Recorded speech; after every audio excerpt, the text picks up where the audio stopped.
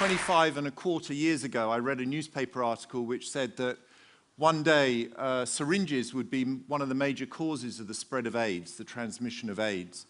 I thought this was unacceptable, so I decided to do something about it. Sadly, it's come true. Malaria, as we all know, kills approximately 1 million people a year. The reuse of syringes now exceeds that and kills 1.3 million people a year. This young girl and her friend that I met in an orphanage in Delhi were HIV positive from a syringe. And what was so sad about this particular story was that, once their parents had found out, and don't forget their parents took them to the doctor, the parents threw them out on the street, and hence they ended up in an orphanage. And it comes from situations like this where you have either skilled or unskilled practitioners blindly giving an injection to someone, and the injection is so valuable that the people basically trust the doctor being second to God, which I've heard many times, to do the right thing, but in fact they're not. And you can understand, obviously, the transmission problem between people in high virus areas.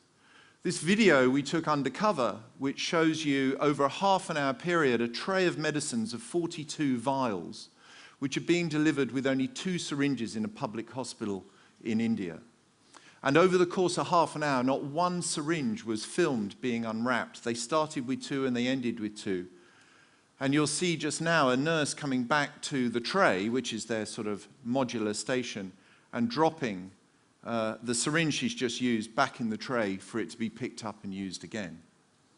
So you can imagine the scale of this problem. And in fact, in India alone, 62% of all injections given are unsafe. These kids in Pakistan don't go to school. They are lucky. They already have a job, and that job is that they go around and pick up syringes from the back of hospitals, wash them, and in the course of this, obviously picking them up, they injure themselves, and then they repackage them and sell them out on markets for literally more money than a sterile syringe in the first place, which is quite bizarre. And an interesting photo, their father, while we were talking to him, picked up a syringe and pricked his finger. I don't know whether you can see the drop of blood on the end, and immediately whipped out a box of matches, lit one, and burnt the blood off the end of his finger, giving me full assurance that that was the way that you stop the transmission of HIV. In China, recycling is a major issue, and they're collected en masse. You can see the scale of it here, and sorted out by hand back into the right sizes, and then put back out on the street. So recycling and reuse are the major issues here. But there was one interesting anecdote that I found in Indonesia. In all schools in Indonesia, there's usually a toy cellar in the playground. The toy cellar, in this case, had syringes, which they usually do next door to the diggers, which is obviously what you would expect. And they use them in the breaks for water pistols. They squirt them at each other, which is lovely and innocent, and they're having great fun. But they also drink from them while they're in their breaks because it's hot, and they squirt the water into their mouths. And these are used with blood, traces of blood in that is visible. So we need a better product, and we need better information. And I think if I can just borrow this camera, I was going to show you my invention, which I came up with. So it's a normal-looking syringe. You load it up in the normal way. This is made on existing equipment in 14 factories that we license. You give the injection and then put it down.